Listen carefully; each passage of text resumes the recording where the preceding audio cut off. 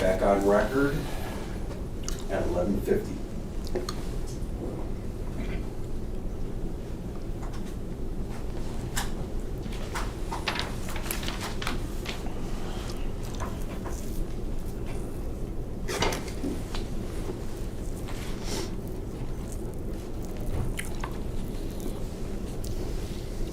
With regard to Ms. Fairbanks, you've had discussions with her about Dr. Jerome Corsi, have you not? I don't recall any specific conversation with her about Dr. Corsi.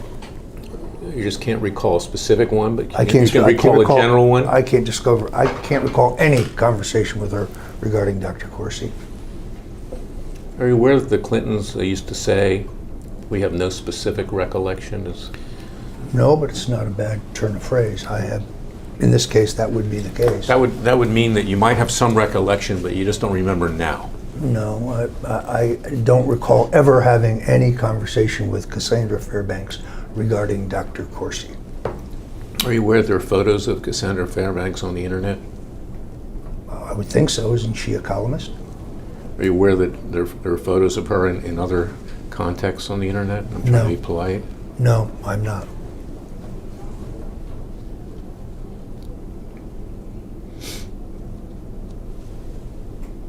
Now, you had an interest in Cassandra Fairbanks because she had had contact with Julian Assange, correct? I don't know that we've ever discussed that other than the fact that she has a concern for his well-being. And she visited him in the embassy in London? I've read that. Ecuadorian embassy? I've read that. Are you aware that she told Dr. Corsi that she actually slept with him in the embassy? I saw where Dr. Corsi alleged that, but I don't know it to be true. Where did you see that? Read it somewhere. She told you that, right? No, she did not tell me that. You put her up to defame Dr. Corsi on Newsmax. I most certainly did not. Do you have any evidence of that?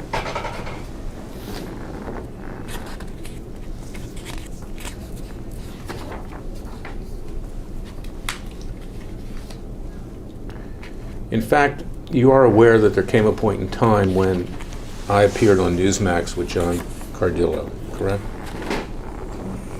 Not specifically. I understand that you have, but I don't recall ever seeing one of your interviews. Turn to paragraph 16. That's page 63 of Exhibit 2. Yep.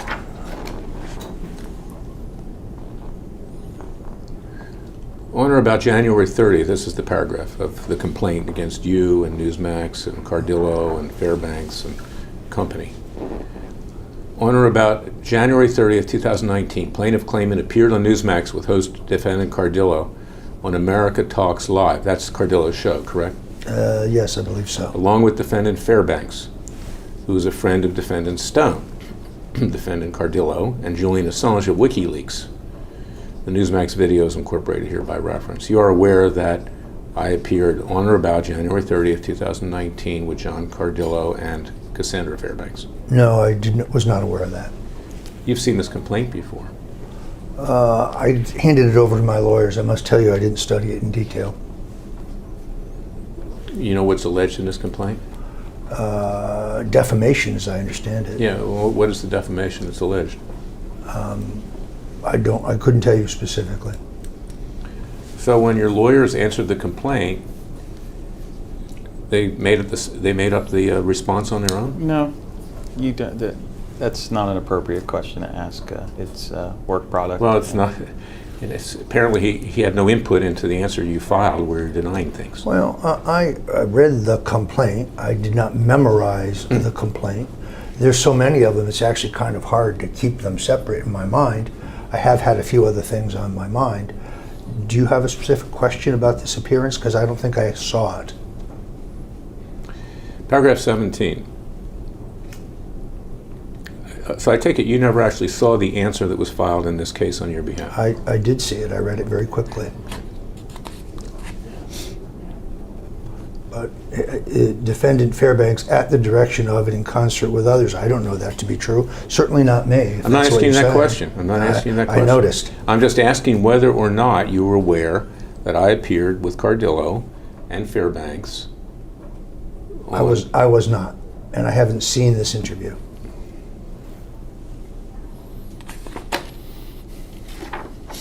Turn to page 64. At 3:45 in the Newsmax video, defendant Fairbanks says, quote, "There are so many things that Jerome Corsi has blatantly lied about. I confronted him last April in person about the fact that he was reporting false things about WikiLeaks, and he was using my reporting that he plagiarized in order to do so. The fact that anyone is taking him seriously at all is making me completely just. It makes me laugh. It's ridiculous." You see that? I do. Are you aware that Cassandra Fairbanks made these statements about Dr. Corsi? Not specifically. I never saw this interview. I understood that they had clashed on the air. And you agree with what Cassandra Fairbanks says here about Dr. Corsi? Cassandra Fairbanks is responsible for her statements. I am not. I don't know whether that's accurate or not regarding plagiarizing his work. I have no idea. Is it your view that Dr. Corsi is a serial liar? I have no opinion on that one way or another. Is it your view that Dr. Corsi plagiarized Cassandra Fairbanks' work? I have no opinion on that. I have no way of knowing. In fact, Dr. Corsi has actually ghostwritten books for you, has he not? He's an excellent writer. He's ghostwritten books for you, correct? He worked on one of my books, yes. What book was that? Make You the President. He's an excellent writer.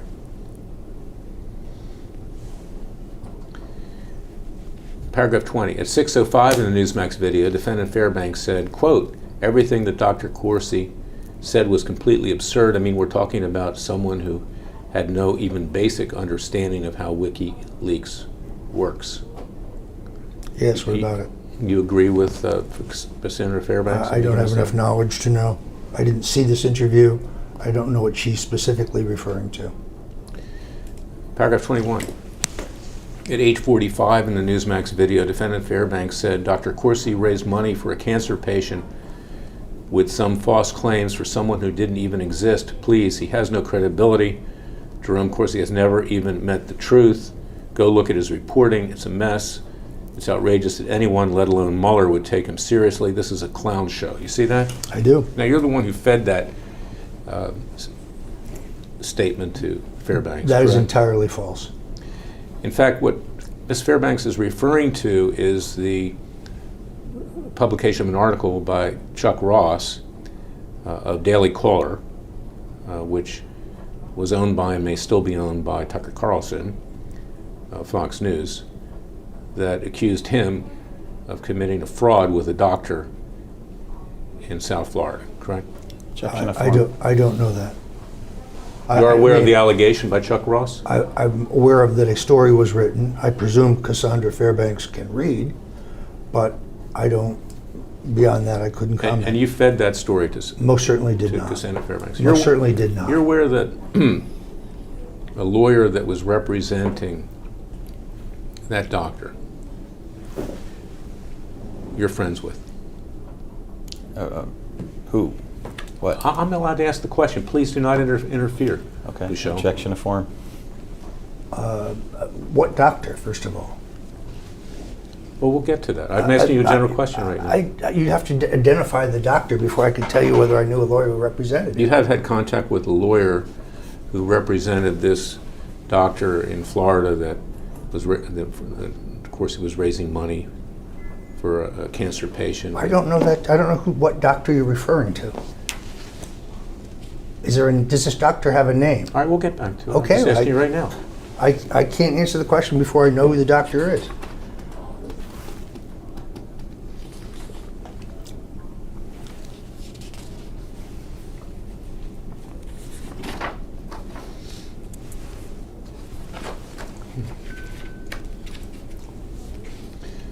Turn to the following page, 65. Yep. These are tweets by defendant Cardillo. Yes. Correct? And you've seen these before.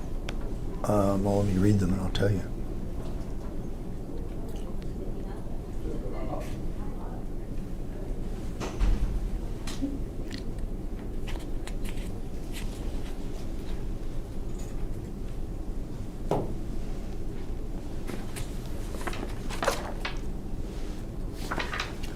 I don't recall them specifically, but I'll take your word for it. Okay. Let's break at this point. It's a good break point for lunch. We'll come back at 1 o'clock. Okay. Off the record, voted.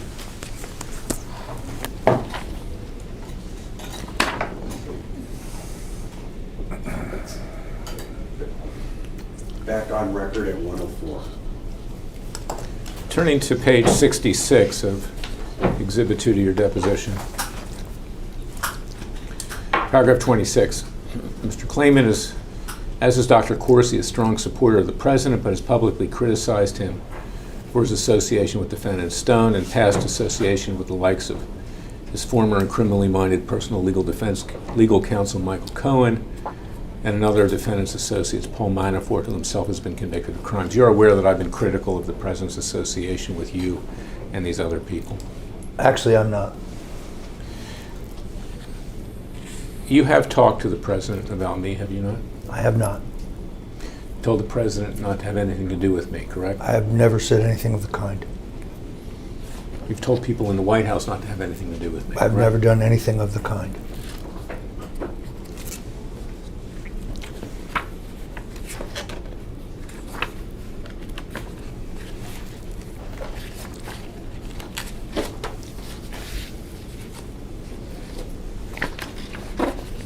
Turning to page 70 of Exhibit 2, this is a complaint, Dr. Jerome Corsi versus Roger Stone in the U.S. District Court for the District of Columbia, which I previously identified, filed on February 7, 2019.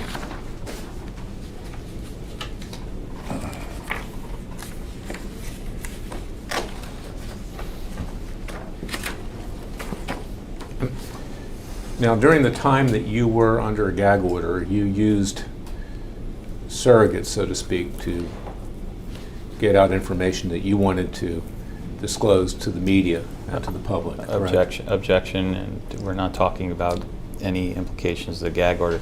This case has been pending for over a year on a motion to dismiss, so I don't know what the situation is in the District of Columbia. Well, it's part of the order for consolidated discovery, regardless of whether there's a motion to dismiss, it moves forward. I think we're going to have to come back on other days. No, you're not going to get to decide for the court what to do. There's no motion to stay discovery. There's nothing. Well, you haven't done anything in a year, and the court hasn't done anything in a year. So, and I don't we're have not to do talking anything. about- I don't have to do anything.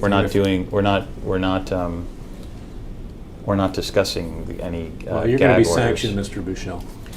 Okay. All right, I'm going to move for sanctions against you personally. Okay, because you're obstructing process here. You can continue with your deposition. Well, I'm going We're to ask questions about Dr. Corsi.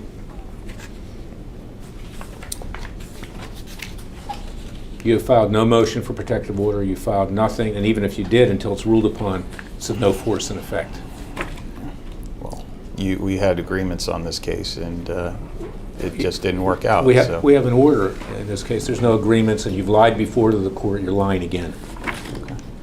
Okay, I'm not going to put up with it anymore. Okay, well, I take exception to You your also lied to the special characterization. counsel. You're lucky you weren't indicted. I mean, to Congress. Listen, settle down. Ask your next question. I sat there at the trial. I saw the letters you wrote to Congress. Sir, I'm not a witness in this All case. right, it's fine. That's why you were Ask so your next patting them on the back. You're happy they didn't indict you. Okay. I have no idea what you're talking about, but please ask your next question.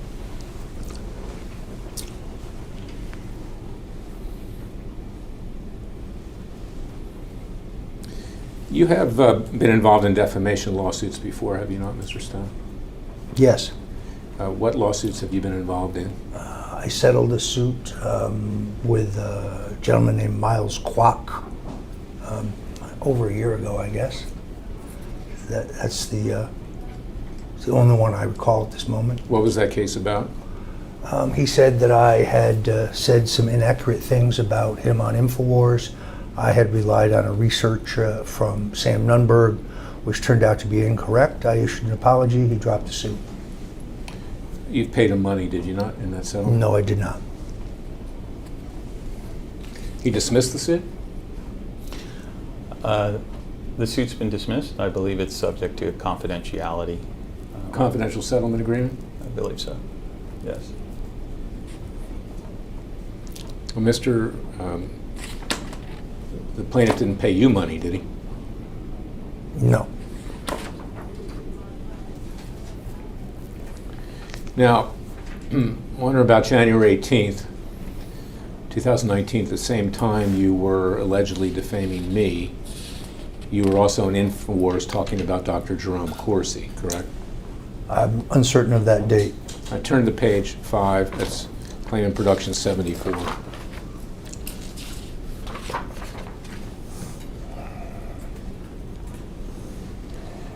Which section? Paragraph 17, 18, 19. Does that refresh your recollection? Yes, it does. Okay.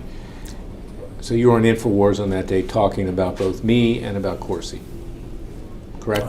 If you say so. I don't recall the specific date. But assuming the information here is correct. Okay.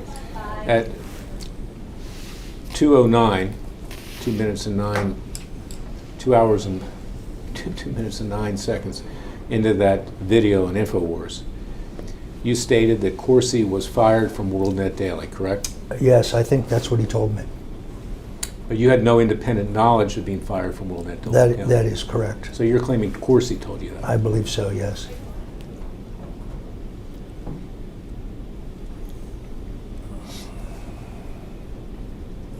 At 2:27 in the InfoWars video, Stone falsely and misleadingly publishes that, this is in the paragraph 18, he, Corsi, was perfectly willing to lie, to perjure himself, saying that a memo he had wrote me was written on the 30th for the purposes of cover-up, which is further proof that Jerry lied under oath. Now, what proof do you have that Jerry lied under oath? Substantial, because everything in that paragraph I said is accurate and true, and I could prove it if I needed to. Have you had access to the grand jury transcripts with regard to Dr. Jerome Corsi? My attorneys certainly have. But you have not, correct? I have. I've reviewed all of the discovery material that was relevant. You didn't review what Dr. Corsi had testified to. I think I did read his testimony, actually. I would be entitled to it under discovery, of course. You're not sure whether you read it or not? I believe I did read it. Okay. Dr. Corsi was not charged with perjury as you were by the special counsel, correct? Objection to form.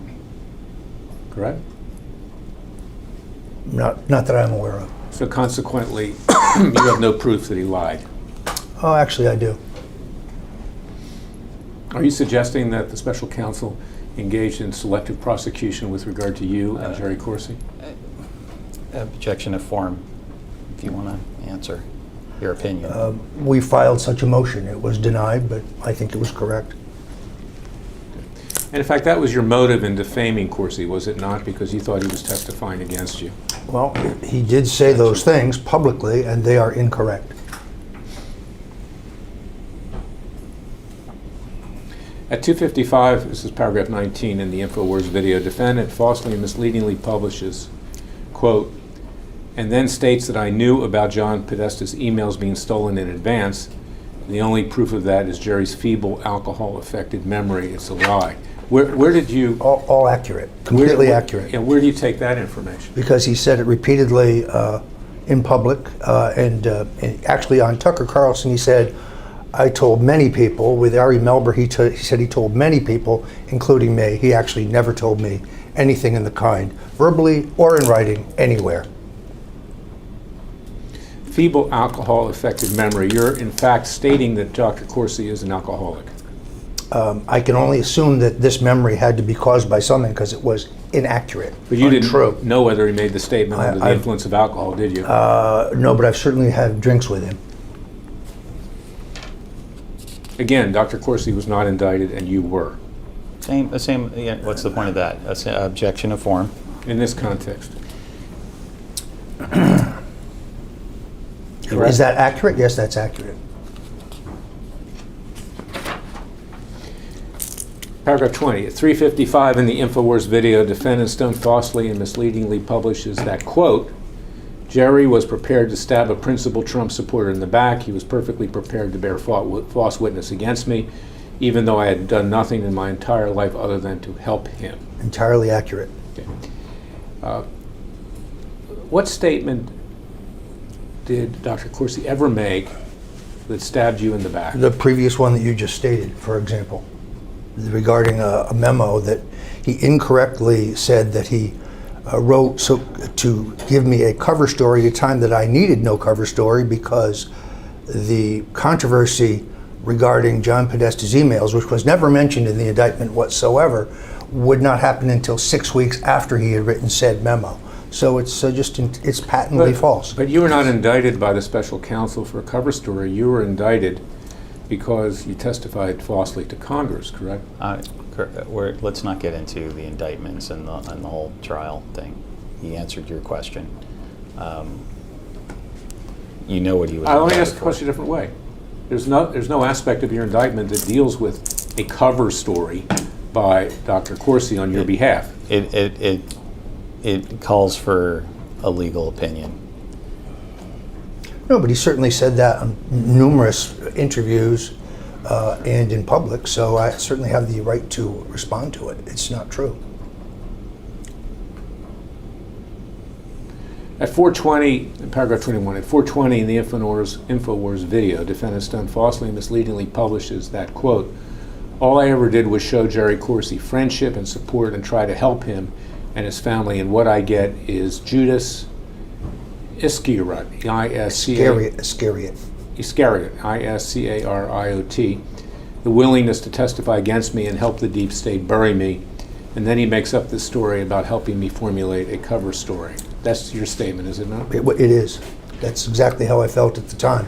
I did get Jerry Corsi. I did recommend him for his position at InfoWars. I also sent him freelance work. He's an excellent writer. He's an excellent researcher. And I had affection for him until he went out and said things that were not true. And when he said things that you claim are not true, such as what I just read, that's when you decided to defame him and me publicly. Objection. That's a conjecture on your part. I have every right to correct the record when somebody says something incorrect me in public, as do you. But you went way beyond correcting the record. No, correct? I don't think so. Saying that it had an IQ less than 70 is beyond correcting Oh the record. boy, that really got to you, didn't it? Objection. You want to, Larry, take the heat if you want to be in the kitchen. Oh, I can take heat. You're a public figure. That's why I'm sitting here with you, Roger. I can take heat. I'm not so sure. Okay. You seem rather you keep. Yeah, that well, was in our previous question. You just want to keep yeah. going back to it. Okay. You know I can take heat. The question is your false statements. Okay, is that you also made a statement I never won a case. Correct? Yes, I did say that. Right. But we've Now, already covered that. What does that have to do with Jerry Corsi Has being nothing a Judas? has nothing to do with it. Why? I don't know why you're bringing it up. So, but you wanted to I don't make see- it anyway. I don't because see how it's related to any of this. You wanted to harm not just Corsi, but you also wanted to harm his lawyer and discredit him.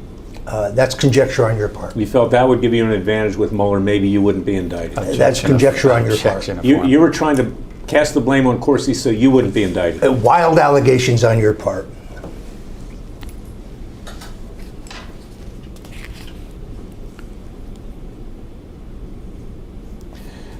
Paragraph 22, at 626 in the InfoWars video, defendant Stone falsely publishes that, quote, you can always tell when Jerry Corsi is lying because his lips are moving, unquote.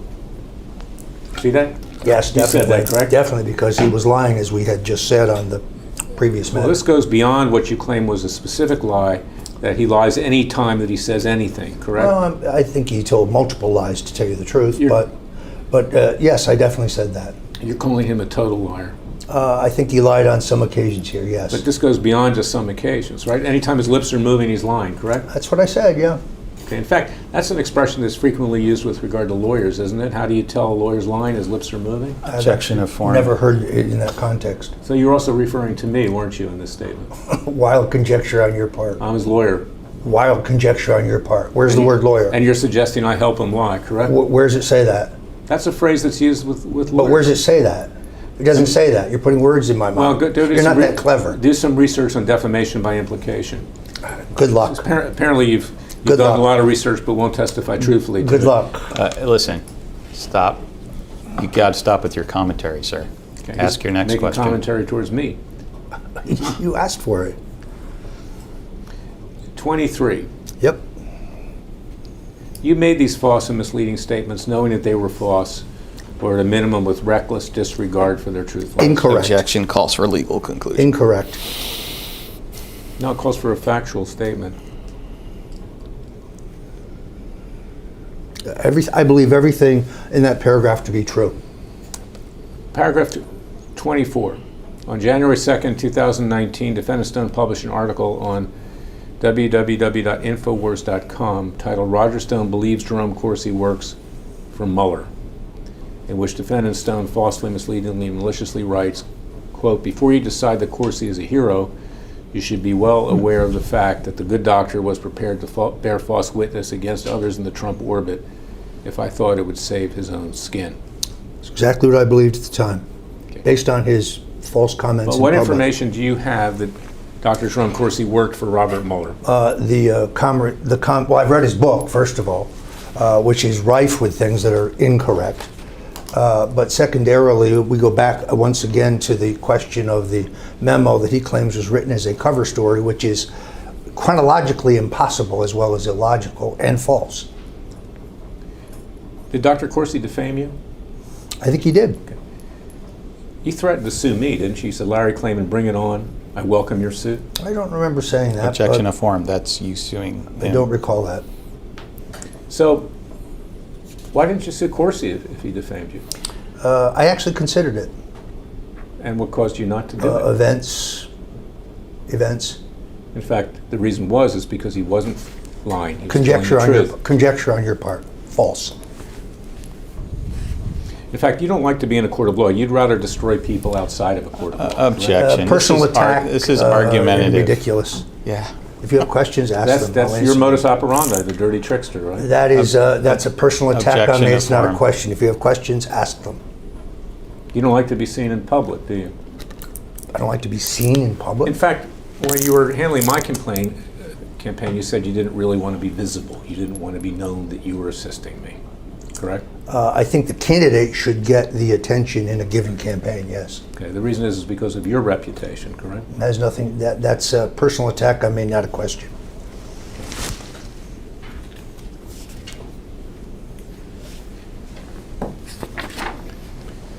Paragraph 26. In another appearance on InfoWars, which was posted to YouTube on January 17, 2019, Defendant Stone at 6:22 falsely and misleadingly publishes that he, Corsi, was perfectly willing to bear false witness against me on multiple points that are complete fabrications. That's your statement, is it not? Yes, it is. It's exactly what I believed at the time I said it. And again, you were trying to implicate Corsi to get the special counsel to indict him and not you. No, that's conjecture on your part. I was just trying to correct the public record. So in fact, you were the Judas. Objection. This is That's argumentative. a personal attack. It's not a Jeez. question. Do you have a question? Well, I'm asking you under your definition of being a Judas, Iscariot, or whatever the heck it is. Iscariot. Okay, If good. you've ever read the Bible, you'd know that. I didn't know the word Iscariot. I will definitely agree to that. Old Testament, Now, too. you recently found religion, right? Objection. This is not relevant. Right before you went to the strip club, you declared you found religion. These are personal attacks. I'm not going to stand for them much longer. If you have a question, ask Okay. the question. Well, you're mocking my knowledge of religion. I just told you that it's a pretty broadly known term.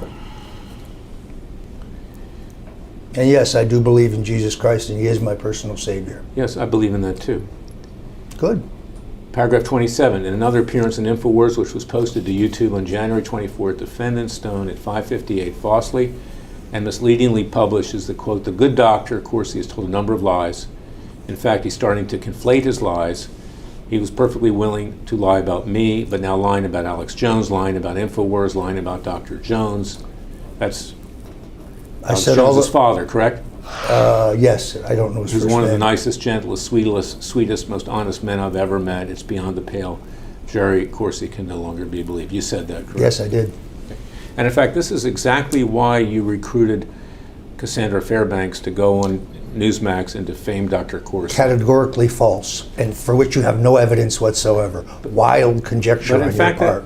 that statement is markedly similar to what Cassandra Fairbanks said on InfoWars. Then that might be, if that's true, and just because you say it doesn't make it true, that would be a coincidence. And if, Since I never instructed Cassandra Fairbanks to do anything. and in fact, you worked with your friend John Cardillo to set me up to go on InfoWars to have Cassandra Fairbanks appear and defame my client? I'd say Jerome that Corsi? earlier you called me paranoid. I'd say you're the one that's paranoid because that is entirely false. Does 2 and 2 equal 4, Mr. Stone? As far as I know, it does. The bears live in the woods? Do you have any proof, evidence, real evidence? Not just wild conjecture, evidence. It's called circumstantial evidence at No, this point. you don't even have circumstantial evidence. You have a recording. You have some proof that I spoke to Cassandra Fairbanks about this? You have nothing. In fact, most of your complaints have nothing. They're just wild conjecture.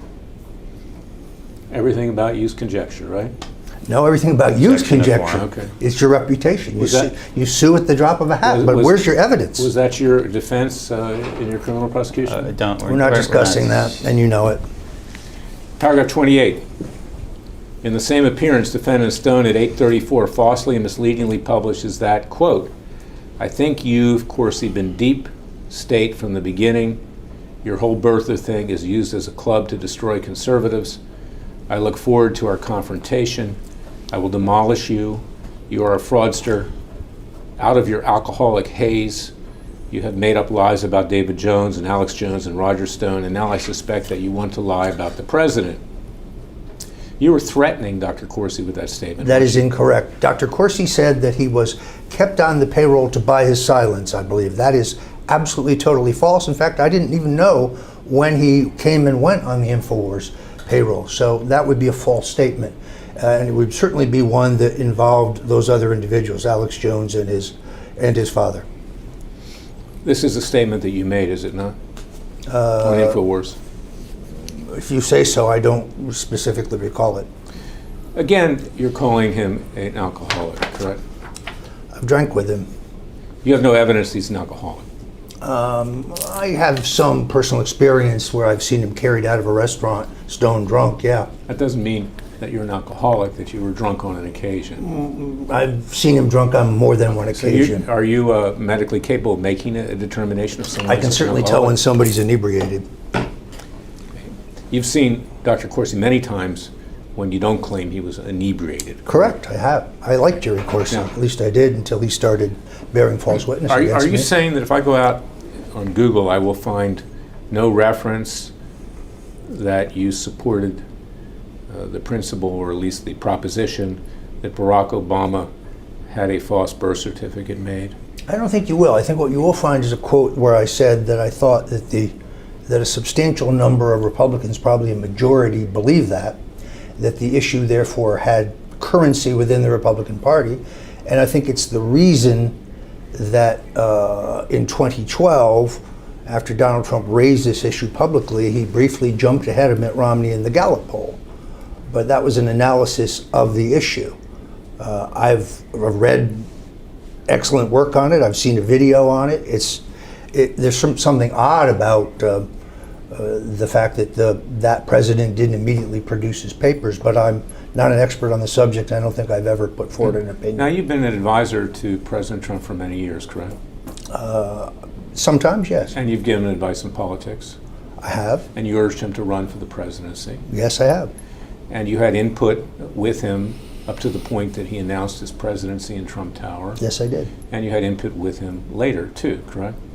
Some, yes. In fact, you spoke with him later, even with regard to WikiLeaks, correct? No, I've never spoken to him about WikiLeaks. There were calls being placed during the period that you were under investigation by Congress to him, correct? That came up during your trial. Yes, indeed, but none of them regard WikiLeaks. There was no evidence of that presented at trial. It was an assertion by the government, but that does not make it true. Because those communications occurred on WhatsApp, correct? And it was. No, I let's- don't use WhatsApp. We're not getting into the trial. I use the only person I know who used WhatsApp is Chris Ruddy. Actually, I don't particularly like WhatsApp. Chris Ruddy uses WhatsApp because he doesn't want it to be subject to surveillance, correct? Objection. I told you that. I have no. He's never told me anything of the kind. I don't know that. Now,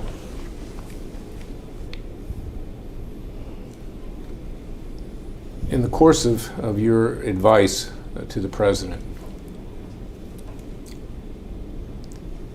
you were the one that actually suggested to him to use the so-called birther issue to False. gather support among conservatives. False.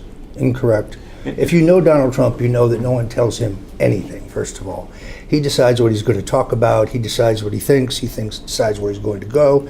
He decides what he's going to do. He's not handled or managed or scripted.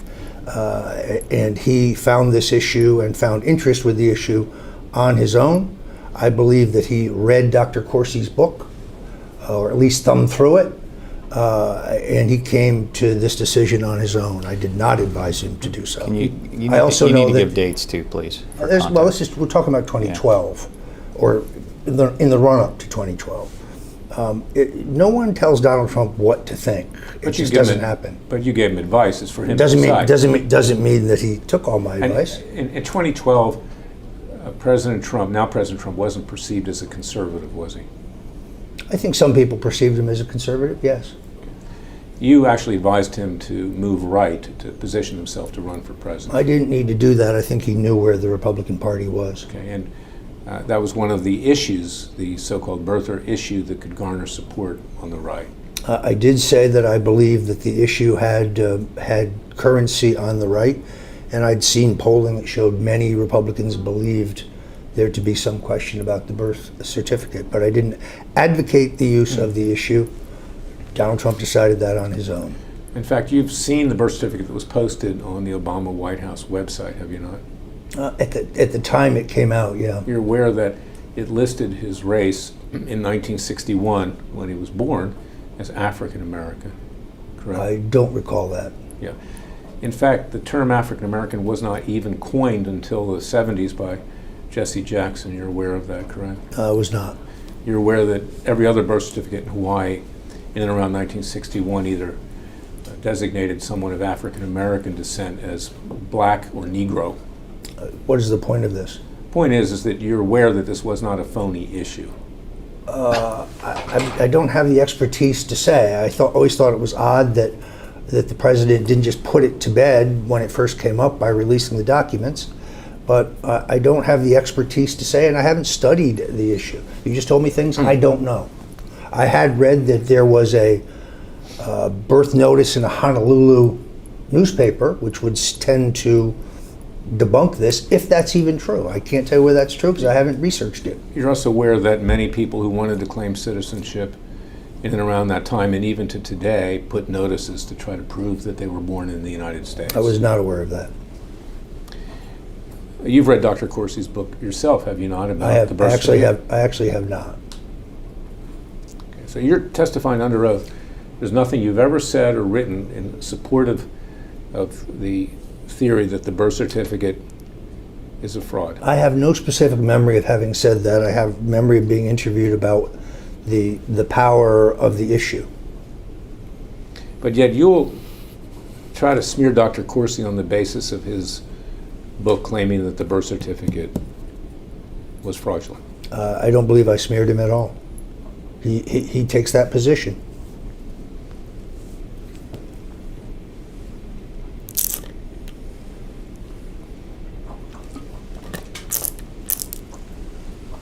You're claiming that his position, which apparently, your confidant, President Trump, also took about the birth certificate of Barack Obama, that he used that as a club to destroy conservatives. I think that many conservatives have been damaged by it because of the allegation that it is based in racism, which was not the reason I thought. I mean, Donald Trump's view was he's either constitutionally eligible or he's not. This isn't a racial question. But I did see how it could be viewed as a racial insult, yes. But you're saying here, with regard to Dr. Corsi, as quoted in paragraph 28, your whole birther thing is used as a club to destroy conservatives. I think it has been. Well, you're saying that he did it intentionally to destroy conservatives, correct? No, I didn't say, where's the word intentional? I don't see that.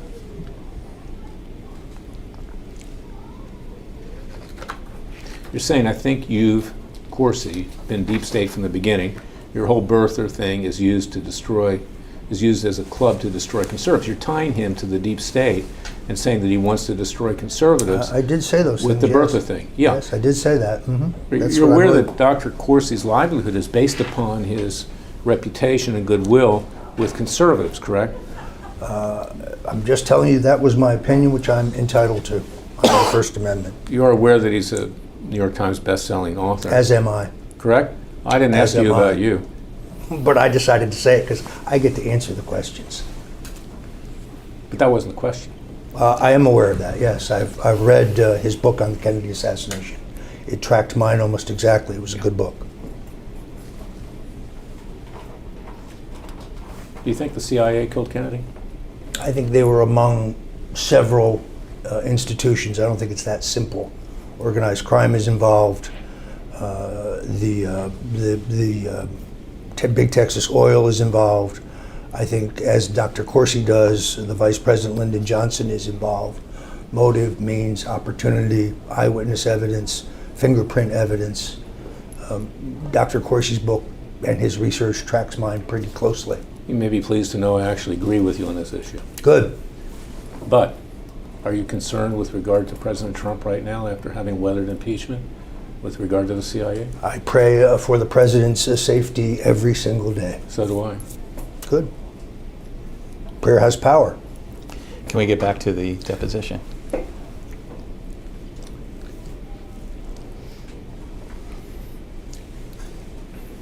You are aware that his books are purchased primarily by conservatives, libertarians, people of faith. I don't really know who Meaning purchases Corsi. his books. I don't really know who purchases his books or how.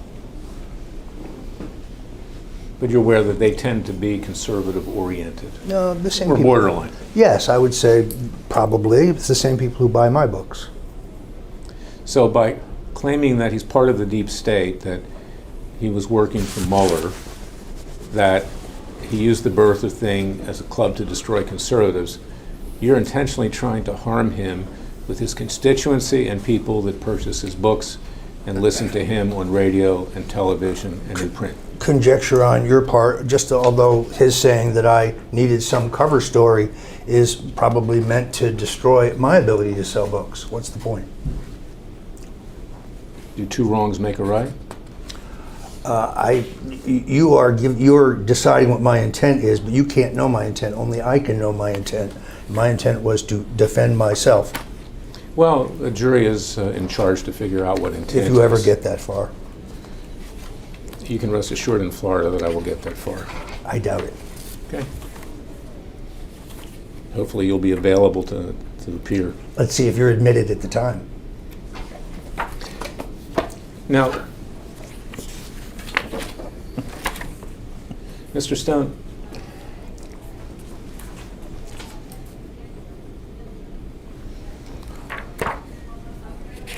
you, at this point,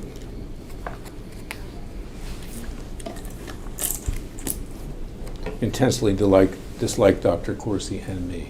correct? Objection to form. That statement is only half true. You only dislike me. Yeah. Okay. And what epiphany have you had that you now do no longer dislike Corsi? Objection to form. Go ahead.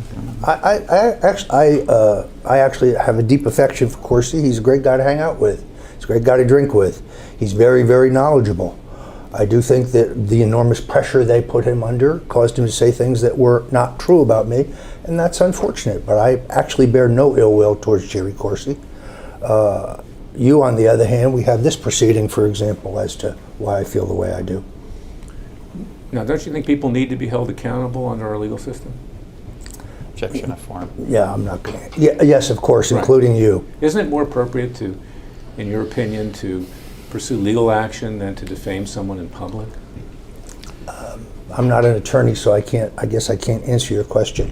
When I'm attacked, I will respond when I can. But you don't respect the legal system, do you? Objection. I'm not going to answer that question. Argumentative. Now, given the fact you have great affection for Corsi, have you apologized to him for anything you've said in the past? I'm not entitled, I'm under a court order not to contact him at this time. I'm not able to speak to him even if I wanted to. That hasn't prevented you from breaking the gag order before, has it? Objection. It's argumentative. So, You what's the point of You those posted a questions? memo with a crosshairs to the head of the judge, Amy Berman Okay, Jackson, right. correct? Thank Not you. not responding to that. you're behind, so let's ask some good questions.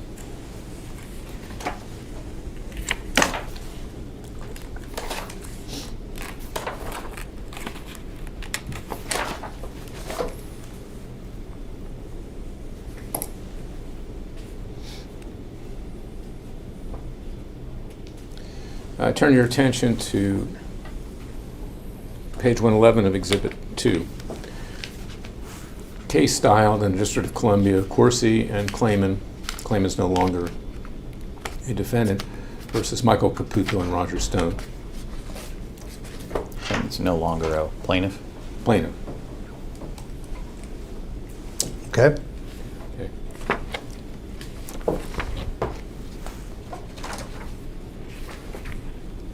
Now, over the years, you've done a lot of work in Washington, D.C., correct? That's correct. And you continue to do work in Washington, D.C.? No, I really don't. I have no clients in Washington, D.C. I have no work in Washington, D.C. Your publications are, for instance, InfoWars are published in Washington, D.C. Well, I no longer work for InfoWars, but I guess InfoWars would have been seen in Washington, When D.C. did you actually work for InfoWars, other than just as a non-paid consultant? I could not tell you the date in which I joined them. I can tell you I left them shortly after I was indicted by the special counsel. Were you fired from InfoWars? I was terminated. And what was your position when you were employed by InfoWars? I had a syndicated radio show that was simulcast on the internet, and I had a contractual agreement to sit in for Alex Jones on Wednesdays in his stead. You were being paid money by InfoWars? That is correct. How much were you being paid? I don't recall. You file income tax returns, correct? Yes, but I don't really specifically recall. In fact, you've prepared a financial statement with regard to your sentencing in the criminal I prosecution. did. And in there you had to list what you were paid by InfoWars. I did, but I don't really recall. Have you submitted that yet? We're not talking about his sentencing reports and what he submitted and all that. Those are confidential. Do you have offshore bank accounts, Mr. We're not answering. again? Do you have offshore bank accounts? Hang No, on, I do not. well, No, I do not. whatever.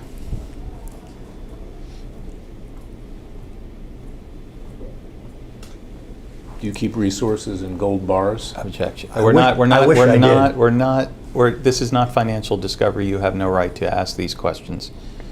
So objection, ask relevant questions, please. In fact, the statements that you made attacking Corsi and me were intended to help you raise money for your legal defense in the criminal prosecution. Objection to form. False. In fact, it was intended to take contributions away from Dr. Corsi and my organizations and in fact, direct them to yourself. Objection to False, form. incorrect conjecture on your part, wild speculation. I was able, thankfully, to raise what I needed for my legal defense, and hopefully can continue to do so.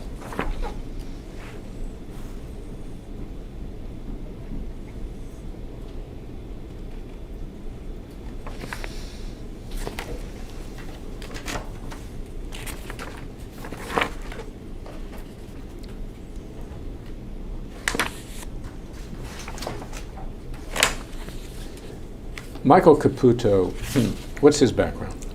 Objection to form. What do you mean by what's his background? How did you come to know Michael Caputo? I met him when he was working for Jack Kemp as his press communications director, I guess he was, or deputy communications director. Then he went to work for the U.S. House of Representatives, and then I think he went abroad after that. And of course, he worked for my campaign. Yes, he did. He's a very talented guy. Caputo did. Yes. You're a close friend of Caputo, correct? We are good friends, yes. Has defendant Caputo talked to the president about Dr. Corsi or me? I have no way of knowing. Has he met with the president? I read that he did When did he meet with the president? several months ago. It was pretty widely publicized. And that was to urge the president to grant you a pardon? I think the president specifically said that was not discussed. What did you read? that he had met with the president, but that my name did not come up. But it was discussed, or it was published, that he was talking about a pardon for you. Right? I don't recall that.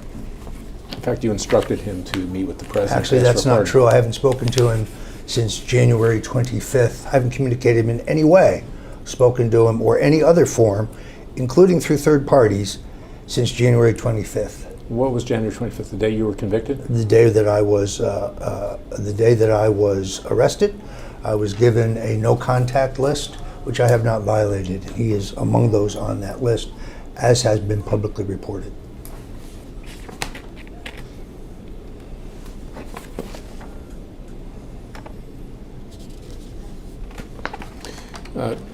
Caputo has done work in Washington, D.C., correct? For you and for others. As far as I know, yes. And he continues to appear on cable news with studios in Washington, D.C. You've seen that on TV, right? Yes, I think so, although I don't know if he's doing those broadcasts remote or in the studio. Paragraph 17, that's page 114. Defendant Caputo has publicly called for President Trump to immediately pardon his close friend, mentor, and co-conspirator, Defendant Stone, on Fox News. That's correct, is it not? I've actually never seen him say that, but if you say so, he's entitled to his opinion. You're aware that he has appeared on Fox News and urged your pardon? I know he's been on Fox News. I don't recall him specifically saying this, but he certainly may have. He'd be entitled to his opinion. And in fact, in an appearance on Tucker Carlson of Fox News, Caputo said, quote, "Pardon Stone right now, Mr. Trump," correct? I don't know that to be accurately true. You're aware that immediately after your conviction in court, Caputo, who was in the gallery, was thrown out by the marshal, I had heard something to that effect, but I didn't see it myself. that he refused to stand when the jury was leaving the courtroom I heard that, but I did not see it myself. and turned his back to them. I heard that, but I did not see it myself. So he has the same lack of respect for the justice system. that Well, you what's do. the point of What's that the point? question? Just to attack him? Yeah. Go ahead. Turn to page 7. That's page 117.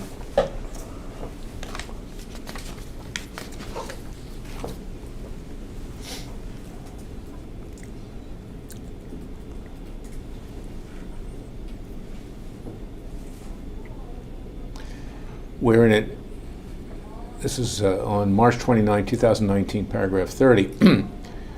Caputo appeared on MSNBC with host Ari Melber, A-R-I-M-E-L-B-E-R, family name, where he made several statements which are alleged to be defamatory. You were aware that he was appearing on MSNBC on that date and at that time, correct? I think there was a promotion for it, so yeah, I believe so. In fact, you asked him to go on MSNBC, correct? Absolutely false. I had no contact with him in 2019 at all.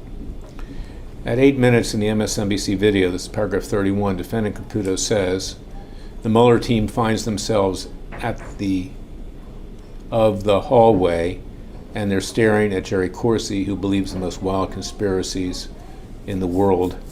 They end at the freak show tent. You see that? I do. That what Caputo says comports with your opinion of Jerry Corsi, your statement about Jerry Corsi as well. No, I don't think I use those words at all. I don't see any comportion, I guess it would be called. Mr. Caputo is entitled to his view. On the other hand, the line before that, this was done in concert with and the direction of Defendant Stone and published in this district nationally and internationally, is categorically false, and there is no evidence of that because it's not true. In fact, the special counsel and his staff has maintained that you have coordinated appearances through surrogates to promote your interests. Objection. Do you expect him to speculate on that? It's I'm just saying what they speculation. said. That's not speculation. Okay, then it's not testimony They've from taken him, that is it? position. They've taken that I position. don't. have they not? Where? And With Judge Amy Berman Jackson. Okay. Well, we're not answering In fact, that that's question. one reason they asked for 7 to 9 years. Correct? No, No, we're not. actually We're not talking about it. What's the point? What's the point of that? I'm probing him You're probing him about nothing to do with the about lawsuit. the lack of truthfulness of his testimony. Okay. Thank Okay. you. Let's ask questions about the lawsuit. Paragraph 32, when asked about his thoughts as to why Dr. Corsi was not indicted, defendant Caputo said, quote, "He is the luckiest man in the world. I think he should buy a lottery ticket or 10. I'm surprised. I also believe that it indicates that Corsi's gave them information that they were looking for, probably on Roger Stone. We'll probably see him brought in as a witness in Roger Stone's trial." Now, Caputo got that statement from you, correct? Categorically false. That Corsi is a Judas. Categorically false. You have no evidence to prove that. It's wild conjecture on your part. And then at the end it says, we'll probably see him brought in as a witness in Roger Stone's trial, correct? It does say that. Now, in fact, it was your counsel who subpoenaed Dr. Corsi to testify at your trial. We're not talking about the trial. Mr. Corsi didn't testify. Are you aware that your client subpoenaed Corsi to testify at the trial? You mean your lawyer? Your And no, lawyer, he's not Mr. answering. Bouchel and Mr. Smith. What? I'm not going to discuss anything pertaining to the trial. You were not aware that Corsi had been subpoenaed by them? I'm not going to discuss anything pertaining to the criminal trial. So if Corsi was a liar, your counsel would not have subpoenaed him to give false testimony in your criminal prosecution. Speculation, objection to form. Yeah, I'm not going to address anything Caputo pertaining said to that, right? I'm asking independently. Don't interrupt, please. You got the cross-exam. I'm not going to respond to questions regarding my criminal trial.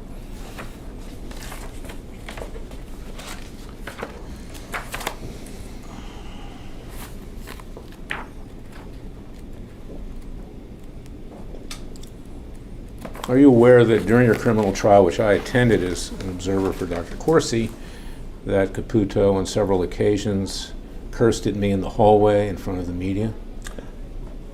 I have no knowledge of that.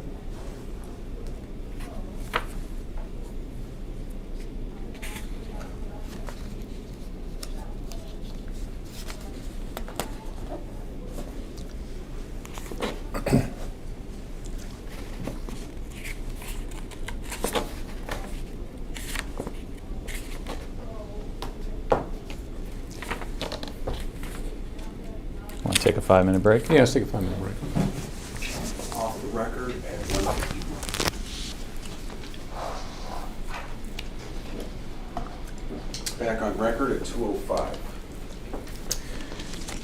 Mr. Stone, you're aware that President Trump himself has praised Dr. Corsi during the course of the Russian collusion investigation? I don't recall that.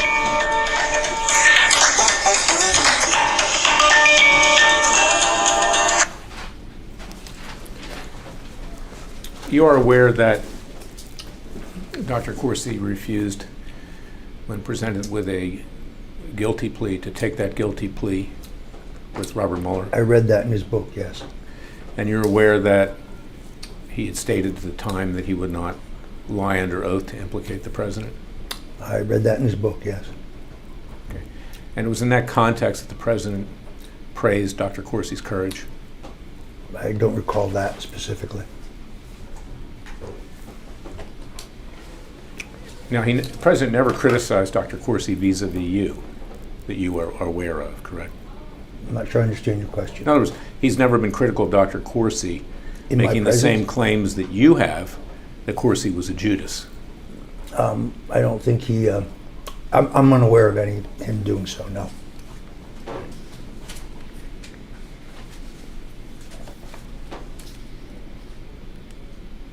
I'll show you what, I'm going to get back to Exhibit 2, but let's mark this as Exhibit 3 for right now.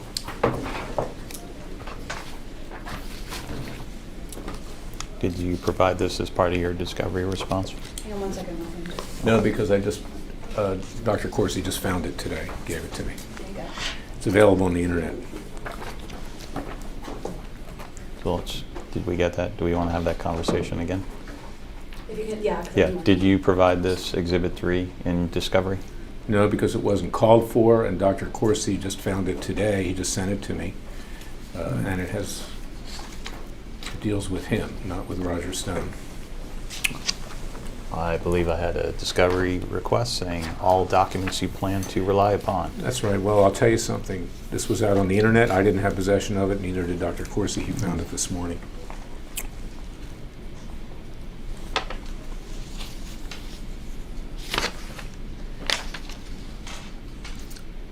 Take your time and review that. All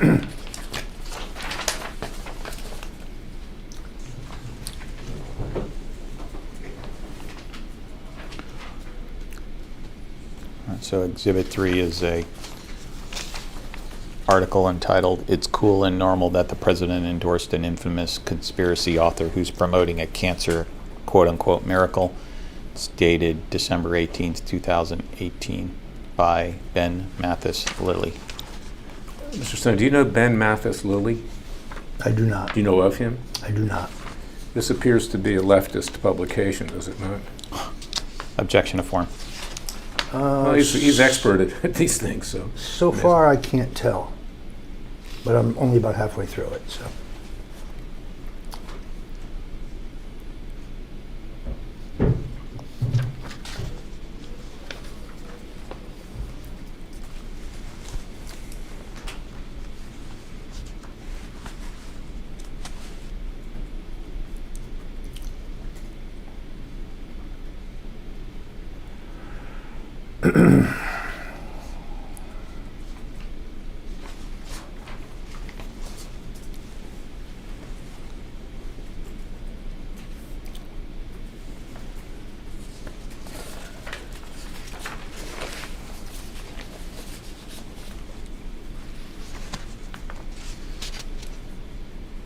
Have you ever heard of an Andrew Strickler? I have not. Can we let him read it first? I'm almost done. Last page. Oh no, I take it back. 2 more pages.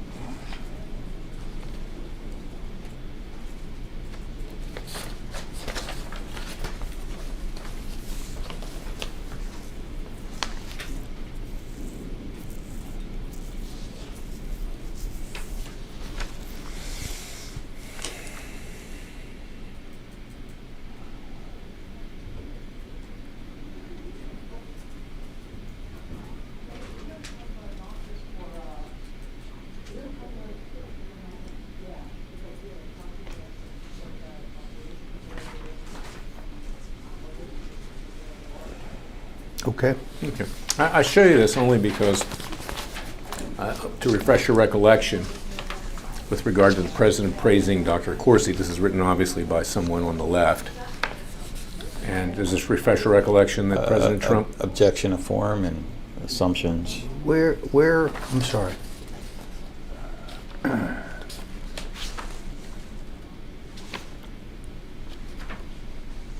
I see. Okay, well, I had not seen this previously. Does that refresh your recollection that the president... Well, it's a, He doesn't tell me what he actually said, it just appears to be a hyperlink. But for what it's worth, yeah. Now, I asked you a question earlier about this doctor in Florida. I didn't remember his name at the time, that Daily Caller reporter Chuck Ross, who works for Tucker Carlson, wrote about, accusing Corsi of fraud. The doctor's name is Mendelsohn. Do you know Dr. Mendelsohn? I do not. Have you ever heard of him? I think I read the story when it was written. Now, the lawyer, and there's also somebody mentioned here by the name of Tommy Sickler, who is somehow associated with Dr. Mendelsohn. Do you see that? S-I-C-K-L-E-R. You know Tommy Sickler? I do not. Okay. Now, the lawyer who represented Tommy Sickler, you know him, do you not? Who is it? I'm not certain. Do I? Yes. Okay, well, I don't know Tommy Sickler, so, I mean, I know a lot of lawyers. If If you name a lawyer, I'll tell you whether I know him. Well, I'll go back and find my notes this evening, but I'll ask you questions about that tomorrow. I mean, fine, that's fine. I don't know Thomas Sickler. You are aware that a lawyer was in contact with me with regard to this matter with Mendelson and Sickler. Whose lawyer? Objection I'm going to form. get the name, Oh, okay. and I'll raise it with no, you tomorrow. No, I am not. Okay. And you are aware that he claimed to be your friend. I don't know who he is. All right, we'll just table that It's conversation for right now. it's conceivable, but you got to give me a name. Now, my question is, this story about Dr. Corsi claiming he committed a fraud with a doctor named Mendelson and Tommy Sickler, that was something that you encouraged Chuck Ross to write, correct? Categorically false. You talked to him about it, correct? Categorically And false. you talked to Tucker Carlson about it. Categorically false. Do you have any proof of that whatsoever? Any evidence other than wild conjecture, supposition? Correct? Well, you can tell your friend Tucker Carlson that he will be deposed at some point. I'm sure he'll And- answer. and Ross. I'm sure if they are, they'll answer honestly.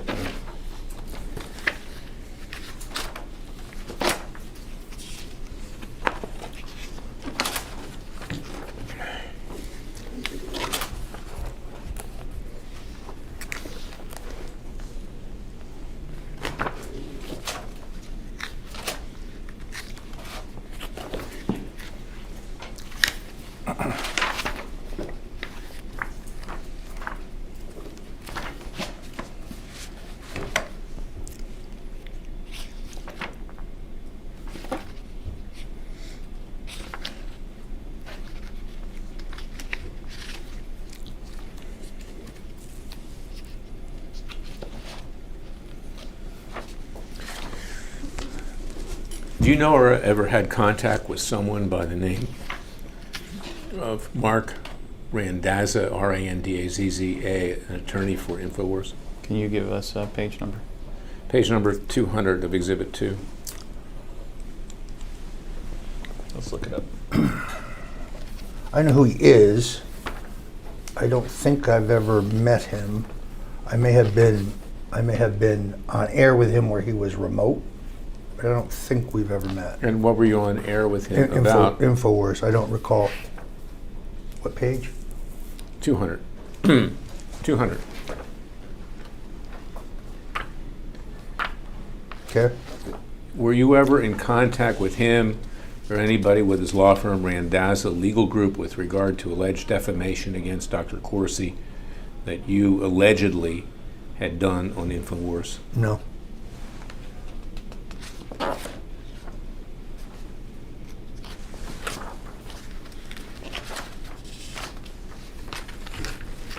Why were you fired by InfoWars?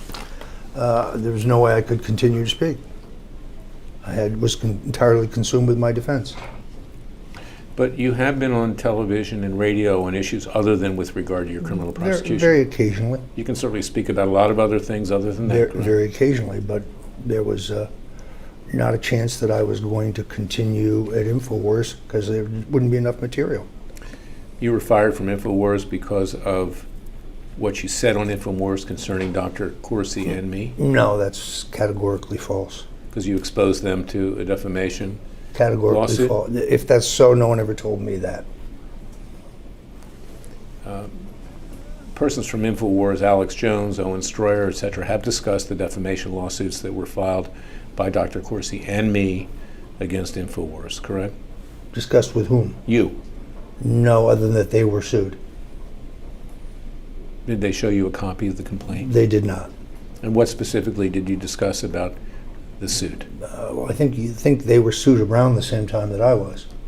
That's about it. And what specifically did you discuss with them, other than just... Oh, there was I've a been suit? sued. That's it? That's it. Nothing else? Nothing else. Did you put them in contact with your lawyers, Mr. Bushell or Mr. Smith? No, I don't think so.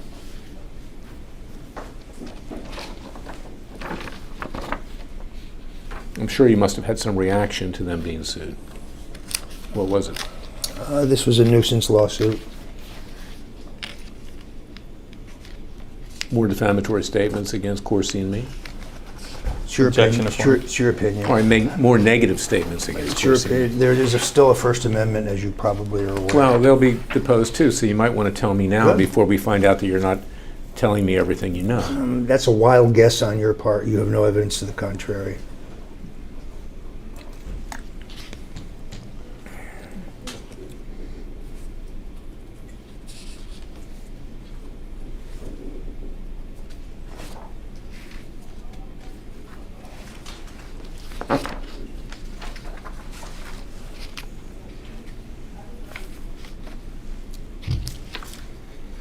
In the last 2 years, have you gone out to lunch with Chris Ruddy?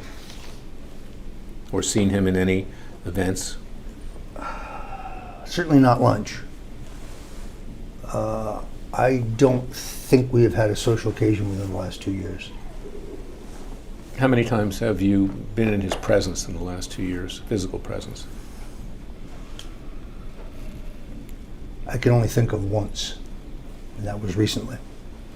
And when was that? 2 weeks ago. What was the context? I was in to do an interview with both John Cardillo and Howie Carr, and he was in the office and came by and said hello. And what was the interview about? The Democratic candidates for president and impeachment. So you can talk about things other than your criminal prosecution. Some things I can, yes. There's a lot of things going on in the world that you can talk about. Yes, but that's not what most people want to interview me about.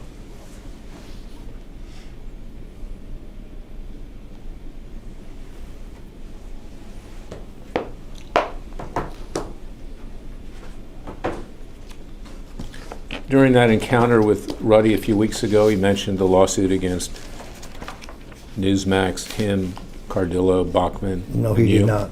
He has stoutly refused to discuss the matter. And has always said that's best left to the lawyers. What did he say about me? Didn't say anything about you. Your name didn't come up. What did he say about Corsi? Of course, his name didn't come up.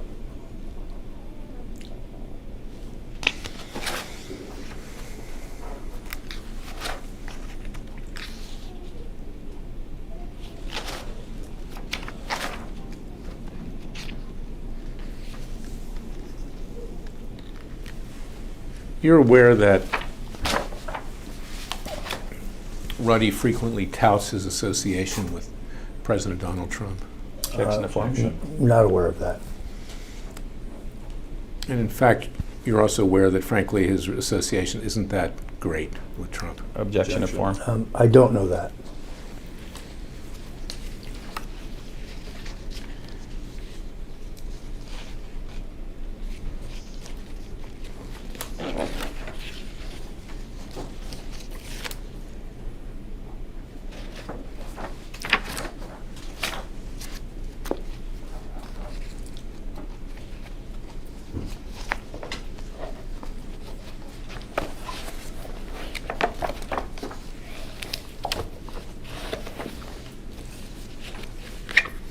You are aware that Dr. Corsi and Dr. Corsi filed pleadings with Judge Amy Berman Jackson concerning defamatory statements that you made against him and me. Yes, I've been told that by my attorneys. Have you reviewed those pleadings? I did not. I understand they were rejected by the court. Who told you they were rejected by the court? One of my attorneys.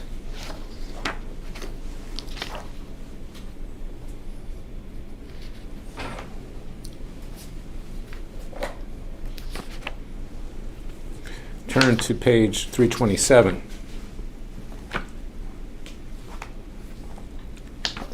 Of Exhibit 2.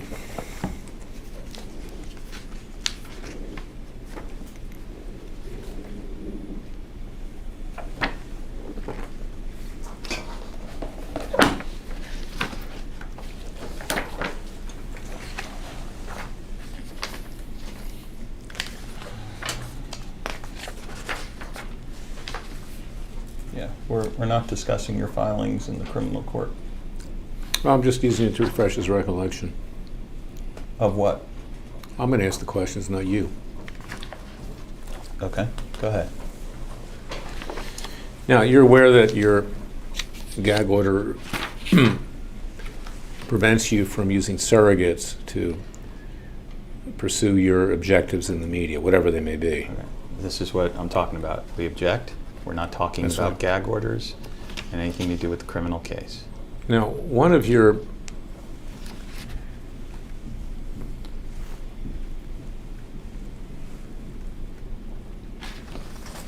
Turn to paragraph 7. Yes. On Sunday, Monday, and Tuesday this week, February 24th to 26th, 2019, persons in blue Lincoln Zephyr and a white Dodge Caravan in front of my house in New Jersey and the dwelling of my stepson in New Jersey. They both lingered there for no apparent reason, as if they were watching us and threatening us. Have you ever sent any vehicles to show up in front of Dr. Corsi's home? This pleading, document number 47, was rejected by Judge Berman Jackson, and so we're not How do you know talking that? about. She didn't let it be filed. Well, she did accept some pleadings, did she not? Your amicus brief, I believe it was, on some matter, and then she rejected after that. So this is not. Well, I'm not asking about whether it's rejected or not. I'm just refreshing recollection here. Did you ever send? He never said that he forgot something. Did so you what are ever refreshing? send? All right, then I'm just going to ask you straight up, without regard to this. That's fine. Did you ever send people to go in front of Corsi's house to intimidate him? Let me answer the question. Sure. Categorically, positively, not. Do you have some evidence to the contrary? Present it. Now, when you were representing me in the Senate campaign as a consultant, I told you about some difficulties I was having with Fitton of Judicial Watch, correct? I don't recall that. Okay. And you told me, I've got people that can take care of that, correct? That I have no memory of that whatsoever. And in fact, I said I don't do those things. How do we know that this even happened? Just because you say it? I'm asking you. I have no recollection of that. It's false. And I told you not to do that? That's completely false. What things are you talking about, Mr. Klayman? Mr. Stone knows. No, Mr. Stone doesn't know, but if you have any evidence that I sent these people to Jerry Corsi's home, present it. Let's see it. Where is it? It's categorically false. Now, you know Peter Santilli, don't you? I do. Okay. How did you get to know Peter Santilli? He was he had a talk show on the internet, kind of like Alex Jones, and I believe I met him either at or before I took on the Bundy cause for free because I felt that they had been unfairly treated by the federal government, and I was glad to see that they got justice. That's about it. And he's a convicted felon as well, is he not? Yeah, but I think you know the circumstances of that case. Weren't several people there unfairly treated by the federal government? He has promoted you on his show, has he not? His radio show. I believe he has. Which is heard in the District of Columbia, as among other places. I don't know that. I don't know that to be a fact. In fact, you've appeared on his show, have you not? I have appeared on his show. And you appeared on his show and discussed me, have you not? I don't recall that specifically. Yeah. In fact, you put him up to file a bar complaint against me in the District of Columbia, did you not? Categorically false. Now, during the trial, there was reference made, your criminal trial, to threatening Randy Credico with filing a bar complaint against Margaret Kunstler. You remember that? We're not answering questions about the trial. Okay. Putting people up and yourself filing bar complaints is one of your modus operandis to strike at people who you consider to be a threat. Do you have a question? That's a form. false assertion. Do you have a question? Yeah. You put Santilli up to file a bar complaint. Categorically false. You have some evidence of it, produce it. You know Barbara Jordan, Deborah Jordan? Only by name. That's Santilli's girlfriend, is it not? I believe that's isn't she a co-host or something? And a co-host. Dual role. Okay, if you say so. Right. You're aware that she made statements that Jerry Corsi and I are working with Robert Mueller, correct? I'm unfamiliar with that. You, in fact, told her to say that. No, actually, I did not tell her In to fact, say that's that. the same type of language that was used earlier that we went over with regard to Corsi and me. You really are paranoid. No, that is false. We didn't talk about that today? Oh, we did talk about that, but it was false then and it's false now. Okay. Now, you're aware that Corsi and I depend on our livelihood from conservatives and libertarians and people of faith, correct? Objection to form. You're aware of that? I guess so, yeah. Yeah. So to say that we are working with Robert Mueller is to say that we're Judases, correct? I didn't say that about you. But Deborah Jordan did. I'm not responsible for the statements of Deborah Jordan I've never told her to say or not say anything. In fact, you're aware that I've sued Mueller on behalf of Corsi, correct? I did. What happened with your lawsuit? It's going through the courts. Okay, good. for Read you. about it. You're aware that on behalf of Corsi, you think that's funny? Michelle, at least I did something for my client rather than sitting there, during the trial and getting him convicted. Ooh. Ask your next question. Your lawsuit was dismissed. That's why I smiled. Okay, fine. Go ahead.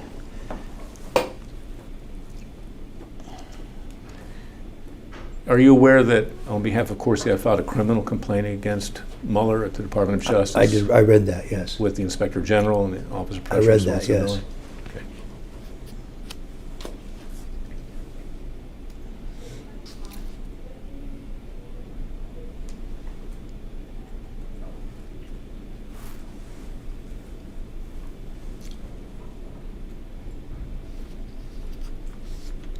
In fact, you did tell Randy Credico that you were going to file a bar complaint against Margaret Kunstler, his best friend, if he didn't testify the way you wanted him to testify with regard to Congress and the independent and the special counsel. I'm not going to address that. That's one of your modus operandi, isn't it? File bar complaints against people. You asked that already, and I don't think I've ever directed anybody to file a bar complaint. Or against yourself anybody. filing them. I don't think I've ever filed a bar complaint. Yeah, you don't want your fingerprints on it, do you? I don't think I've ever directed So you get anybody other else to people do to do so. Wild conjecture and Objection to supposition form. on your part. You are aware that Santilli did file a bar complaint against me. No, actually, I'm not.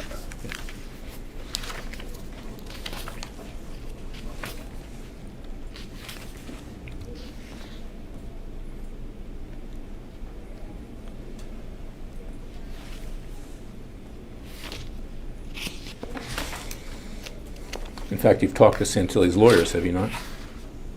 No, I have not. You're aware that he's been sued, are you not? Sued by... Me. No, I was not aware of that.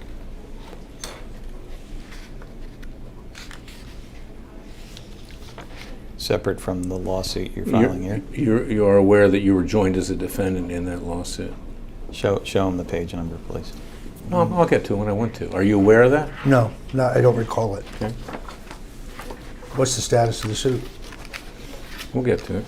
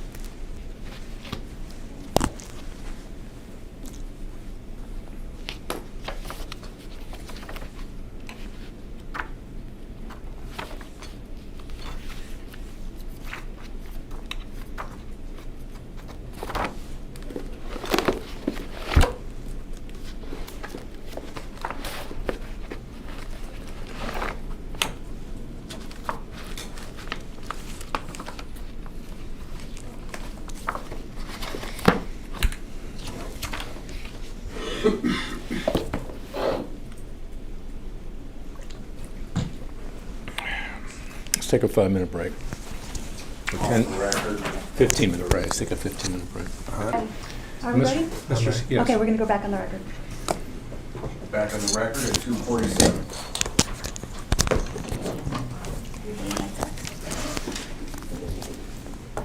Mr. Stone, you testified previously that you didn't have any contact with Santilli over a bar complaint concerning me, correct? I said I didn't recall any.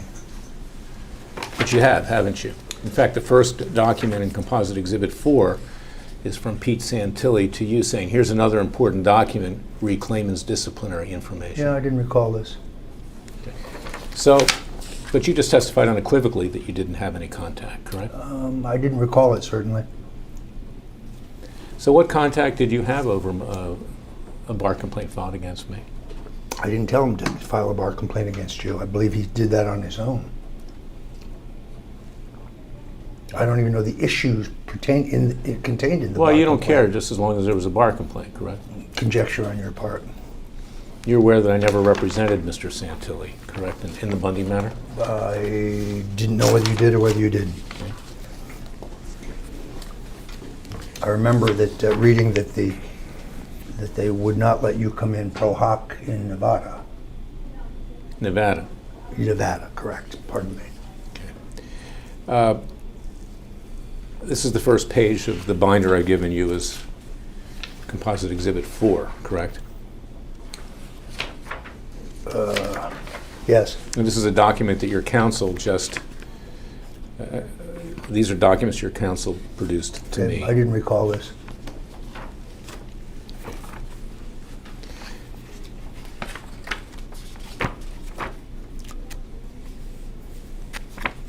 Is this the document that was attached?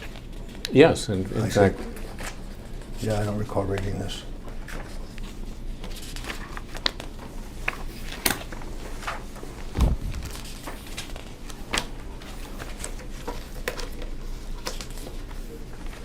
you're aware that Mr. Santilli is currently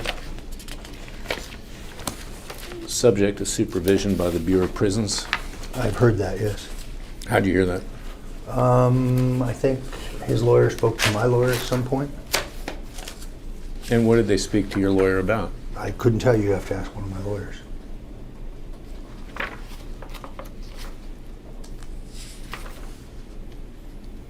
And you're aware that he's not under the terms of his status right now, he's not to have any contact with convicted felons. No, I wasn't aware of that. But I've had no contact with him.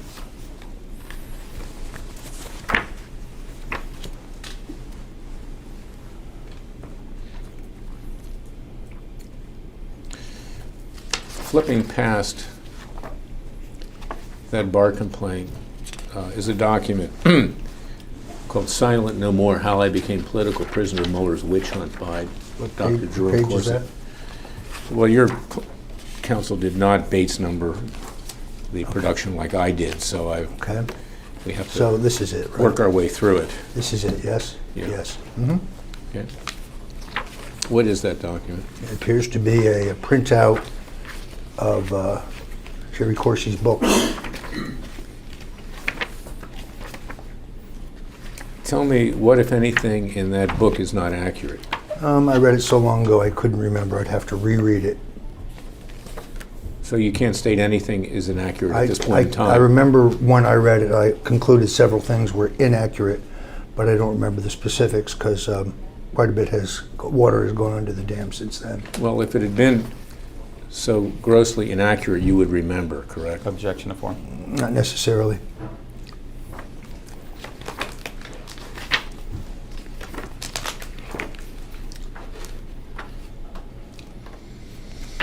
Let's flip past the book.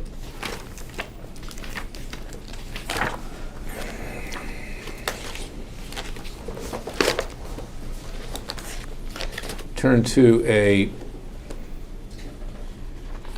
letter from the Justice Department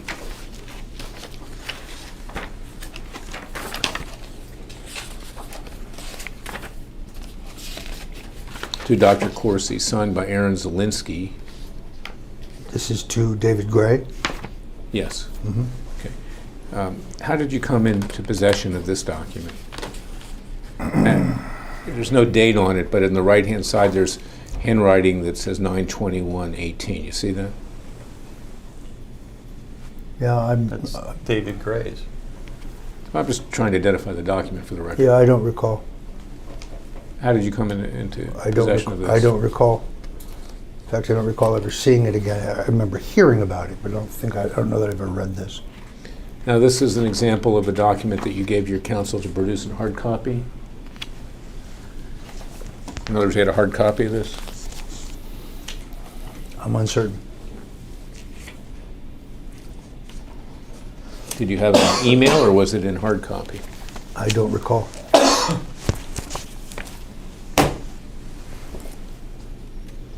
Do you remember reviewing it? I don't recall reading this, no.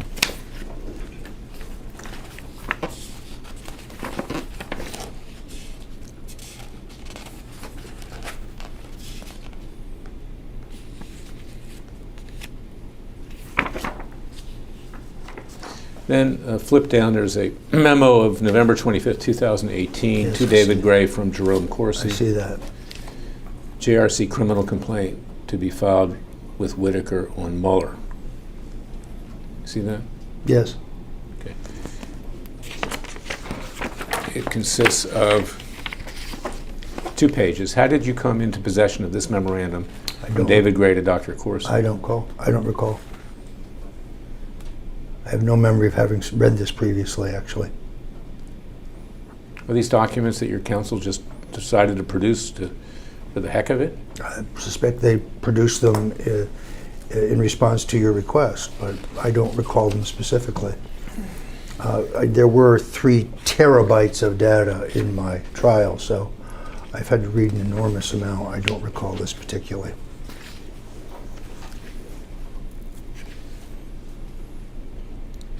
Is this related to grand jury information?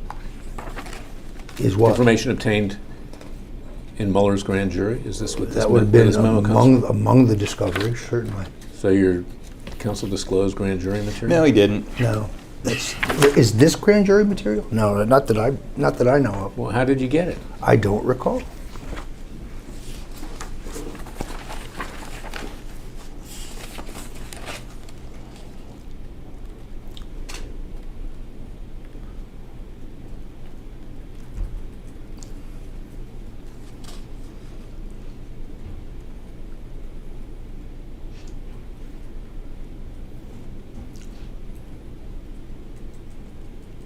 Turn to the document after that document is an email from Andrew M. Harris, Yes. Bloomberg, Yes.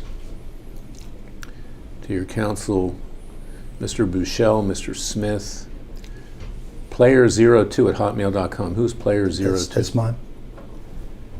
And player02@gmail.com. Also correct? mine.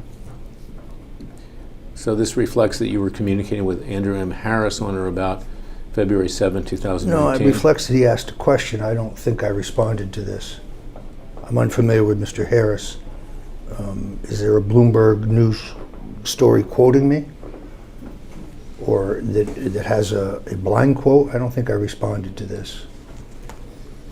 How did Mr. Harris? The date would have been would have been after the gag order, so no, I definitely didn't. How did Mr. Harris get your email address? I have no idea, but many journalists have it.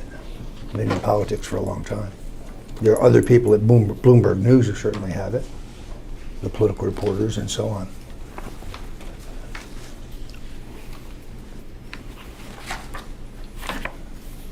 Now, the next document in what was produced on your behalf by your counsel is a complaint in the federal court in D.C. by Dr. Jerome Corsi against you, correct? Yes. All right, we've been over that.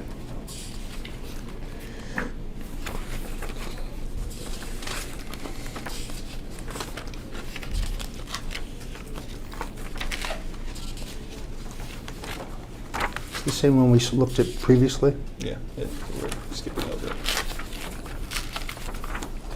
Okay. Now then turn to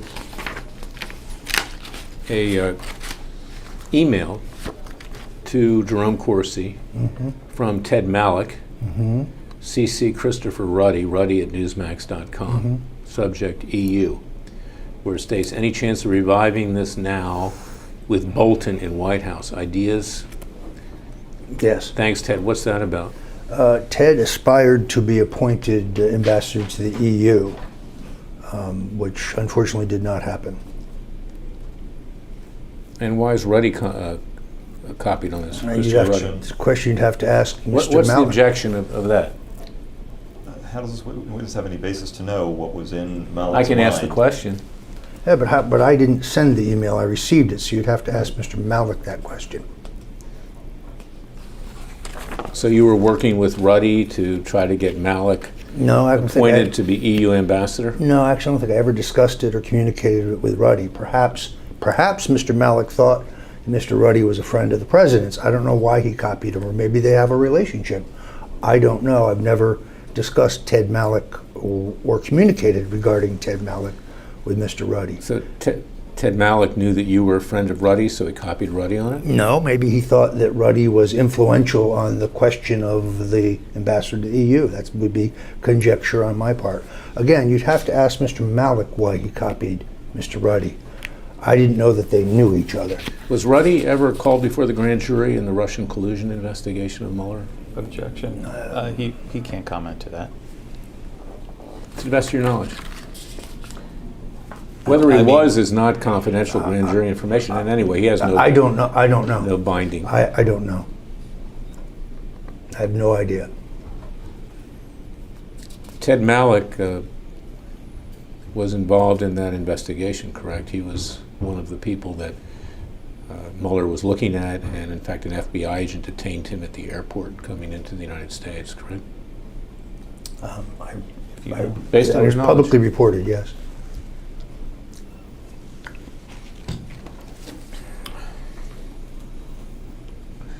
Turn to the next document. Tyler Nixon Yes. at gmail.com to you An attorney, yes. at player02@gmail.com. Yes. Corsi Klayman amicus.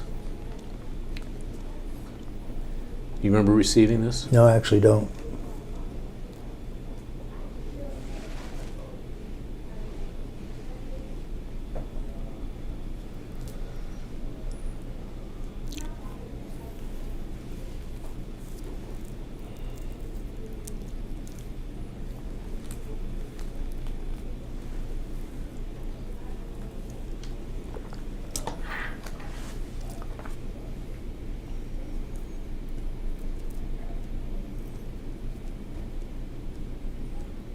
Who is Tyler P. Nixon? An attorney who represents me. Therefore, I would think this document would be privileged. Well, let's see. What does he represent you in? He's writing something else. He's represented me on a number of matters. Such as? He helped do research on my recent trial. He's represented me on civil matters. He's represented me on numerous occasions. He's a long-term friend, and he's an attorney. Which civil matters has he represented you on? I don't really recall. He does mostly contract stuff, that kind of stuff. Where's he located? Denver, Colorado.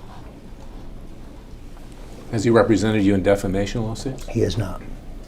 Is he related to Richard Nixon in any way? There is some distant relationship. How did you get to know him?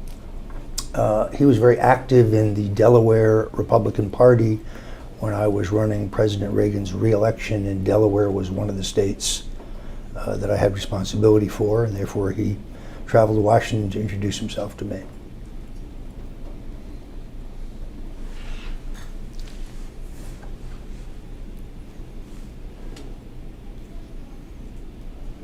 Did you respond to this email that Tyler Nixon sent you? I don't know specifically. He is very verbose, and he sends a lot of stuff with his opinion. I don't respond to all of it. Not all of it is solicited. He's a very facile writer. I don't recall a specific response to this. It's dated February 15th, 2019, Yes? correct? Yes. Below that is an email from Alexandra Dukakis, otherwise known Yes. as Ali Dukakis of Yes. ABC, Yes. February 15, 2019. Yeah, I would doubt that there was any communication. He, generally speaking, doesn't like to talk to any reporters. But I don't know what You transpired. have, during the course of your criminal prosecution, you did have frequent contact with Alexandra Dukakis, did you not? She was certainly present. You talked to her on the phone. And you emailed her and texted her.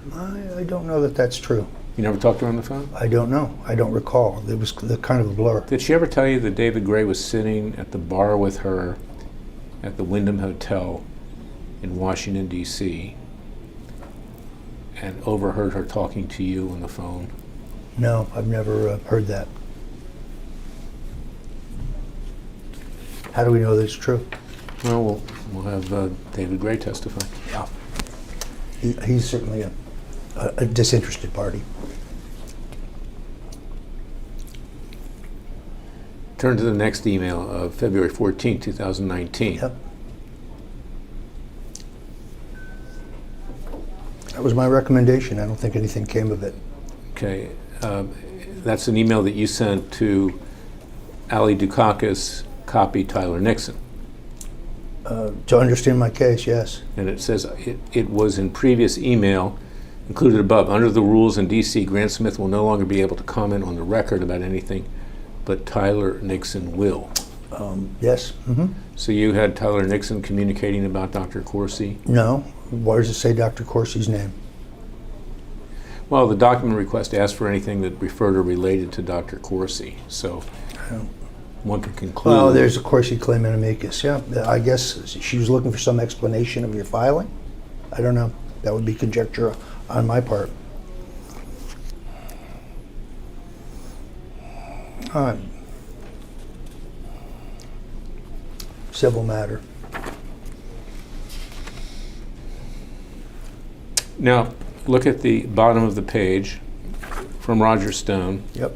Wednesday, February 13th, Yep. 6:07 p.m. to Roger Stone. Yep. Roger Stone and Roger J. Stone Jr. is the same person, correct? Correct. Copy Tyler Nixon, Correct. wherein it states, Corsi Klayman amicus, not for attribution, I will not be commenting on the attached brief filed by Jerry Corsi in support of suspending my First Amendment rights and gagging me. My attorney, Tyler Nixon, will be available for comment. His address is above. Roger Stone. Correct.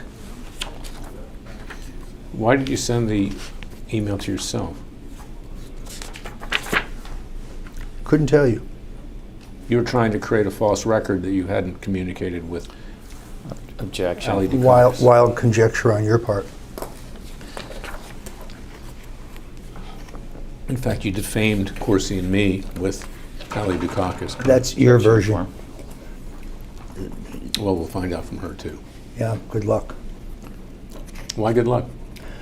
You wanted to pose a journalist about their sources? Good luck. Were you a source? No, but I assume I that's guess- what you want to ask her If you about. weren't a source, then I guess I can ask her about it. You can ask her, but she does not have to answer any questions regarding her sources, whether they're me or not. What you're saying is you were a source to the media I've during never your said any- prosecution. False, categorically false. God, you are an asshole. You really are a jerk. Go ahead. Continue. Next question. Let's go.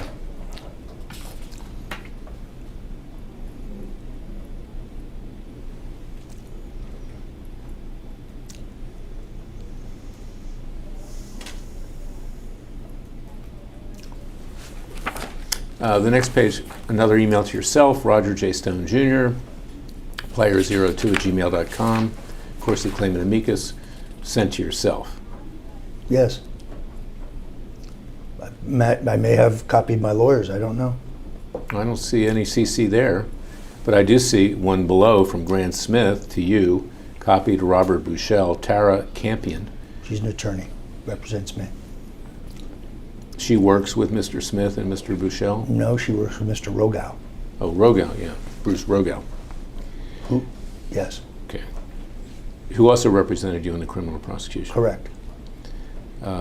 And Mr. Smith is writing you, the attached Corsi Klayman amicus was accepted for filing today. Enjoy the read. Yep. And who did you comment in the media to with regard to the amicus being accepted for I filing don't think I today? commented to anybody.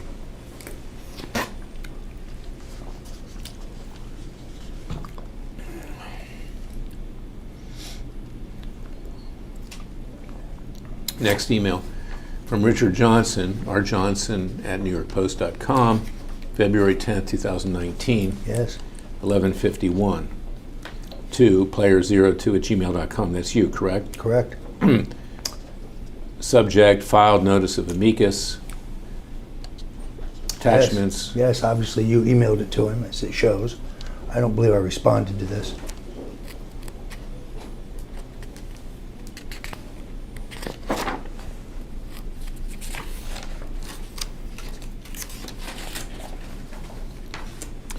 Flipping down a few pages is the actual notice of filing of the motion for leave to file amicus brief related to case USA versus Stone, 19 CR 18, correct? Yes, appears to be.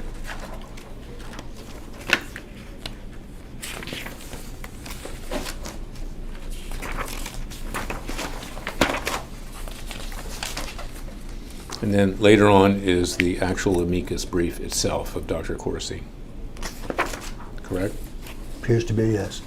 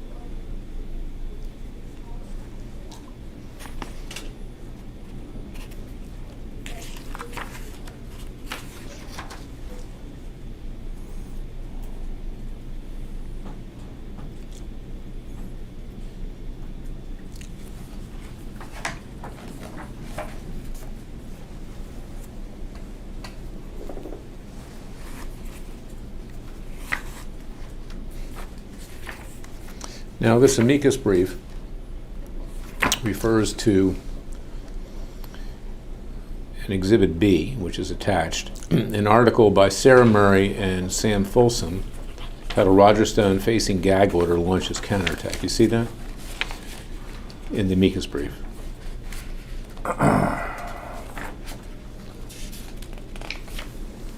Yes, I see the All right, reference. turn to Exhibit B. It's attached to the amicus brief as Exhibit B.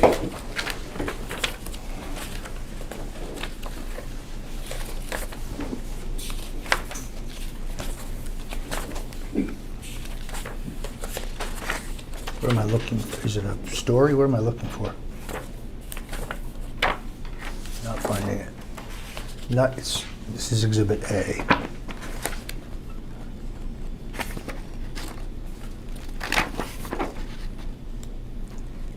That's it. Yes.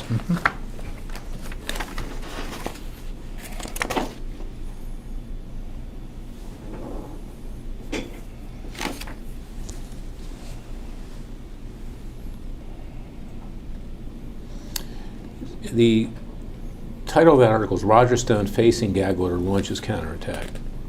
Now, Sarah Murray and Sam Fossum, F-O-S-S-U-M, in an article dated February 7, 2019, they work for CNN, correct? I'm not familiar with Sam Fossum, but I certainly know Sarah Murray.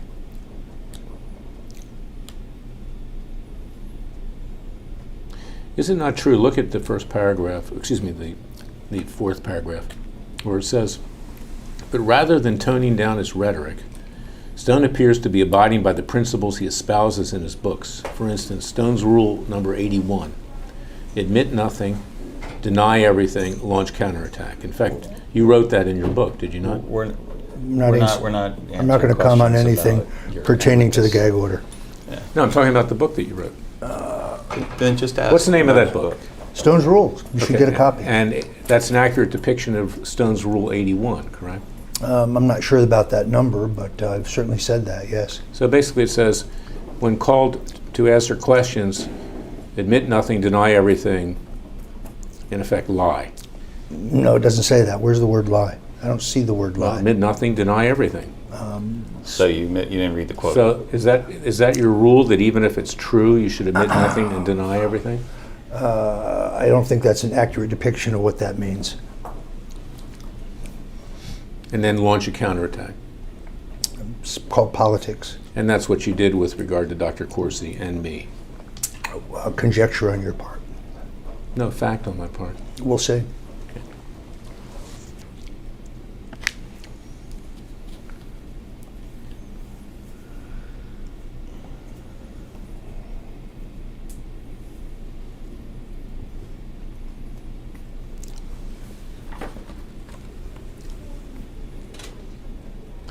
Look down the fifth line from the bottom.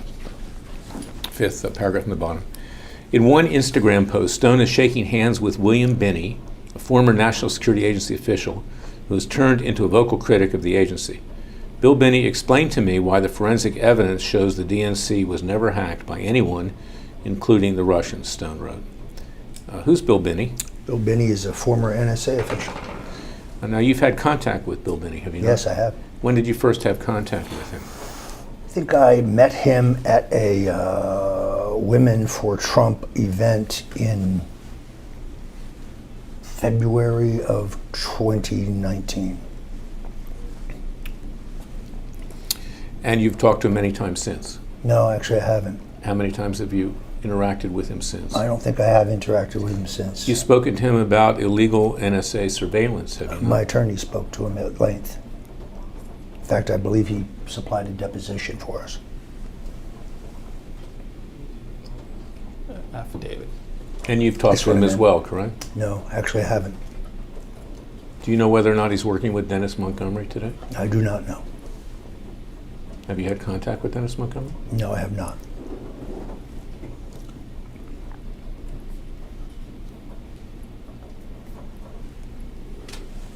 In fact, you have, correct? No, in fact, I haven't. Objection to form. Okay.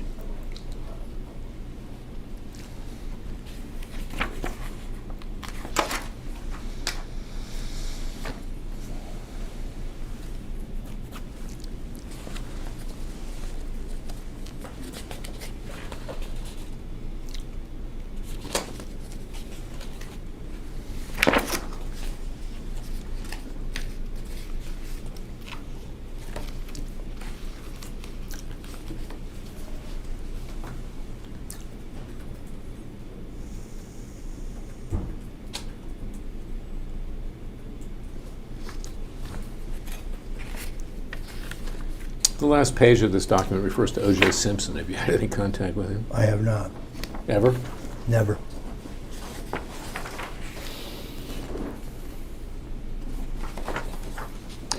Turn to the email dated June 1st, 2019 at Yes. 6:28 Yes. to Christopher Ruddy, Yes. Klayman to PDF from Roger Stone, correct? Yes. Wherein you write to Ruddy, Klayman is suing me because he alleges I've interfered with his relationship with Newsmax. I don't recall having ever discussing this asshole with you or Clemente. He is clearly insane. Yes. Okay. Now, who's Clemente? Clemente is, I don't think he's there anymore, but he was their director of programming at one time. He'd worked for Fox News, correct? I believe that's correct. Okay. Now, you don't have any medical background to determine whether or not I'm insane or Well, not, do you? when one makes allegations that I had interfered with your being interviewed with Newsmax on the basis of no evidence whatsoever, having never discussed it with Ruddy or Cardillo or Clemente, the only people I knew at Newsmax, yeah, that's pretty crazy. You just pull that out of thin air? So you That's made, pretty crazy. you made a allegation that I'm medically insane? Insane is, I think, a colloquial expression, but when someone pulls facts out of the air for which they have no evidence whatsoever, in which they're just guessing because they're unhappy that they can't be interviewed when they want to, yeah, I think that's pretty crazy. I think that's insane. Newsmax bringing on someone like Cassandra Fairbanks to call my client Corsi a liar over and over. That's insane? Is that insane? You would have to ask the people at Newsmax that. I didn't make any recommendation or decision to have Ms. Fairbanks on the air. I have no impact on who Newsmax chooses or does not choose to interview. Cardillo sending out tweets in support of you and Mr. criticizing, Cardillo has First Amendment rights like every other American. claiming he's your great friend. He is a good friend of mine, but but I don't tell him what to tweet. I don't tell him who to interview. He has First Amendment rights like everyone else. 2 and 2 equals 4, doesn't it?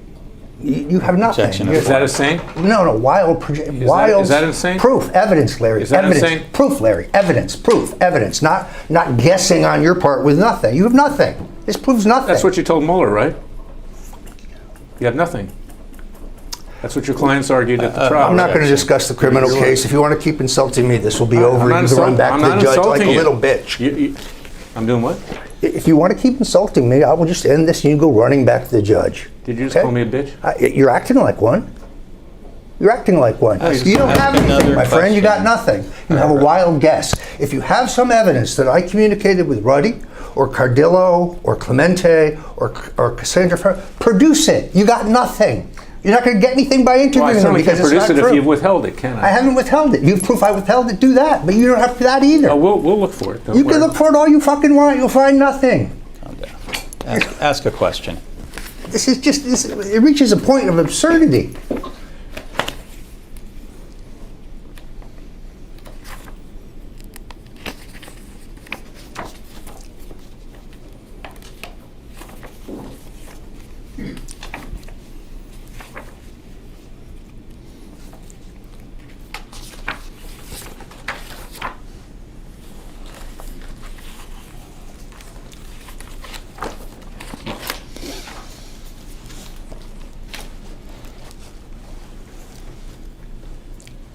Turn down again your client, you're not your client, your lawyer did not Bates number the documents. So take your time, but flip down in these documents and plaintiff's composite exhibit 4, and there is an email from John Cardillo, cardillo.john@gmail.com to Roger Stone on August 18, 2019 at 5:24 p.m.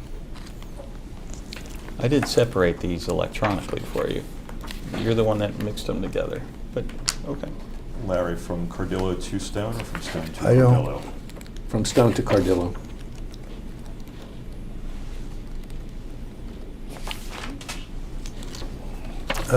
Exhibit 4.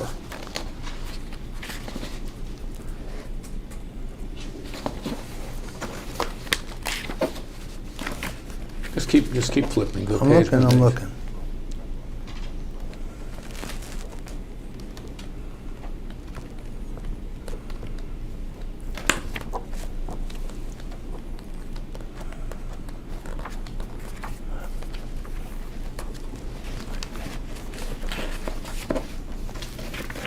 It's got to be the other side.